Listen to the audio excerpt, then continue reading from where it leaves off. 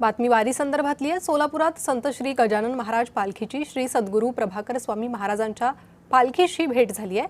संत भेटीच्या सोहळ्यानं सोलापूरकर भारावले। दोन्ही पालख्यांची भेट झाल्यानंतर हजारो भाविकांच्या उपस्थितीत महाआरती करण्यात आली। त्यावेळची ही दृश्य।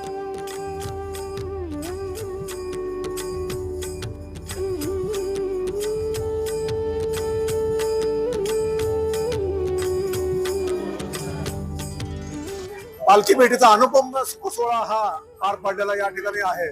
या ठिकाणी पालखी सोहळा झाल्यानंतर या ठिकाणी महाराजांचा आवडता जो गजानन महाराजांचा आवडता नैवेद्य जो आहे तो पिठलं भाकरीचा नैवेद्य दाखवण्यात आला।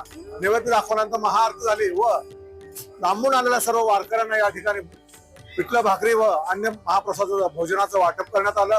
त्यानंतर या ठिकाणी आलेल्या सर्व भाविकांना प्रसादाचं वाटप या ठिकाणी श्री सद्गुरू प्रभाकर स्वामी महाराज मंदिर तर्फे करण्यात आलं।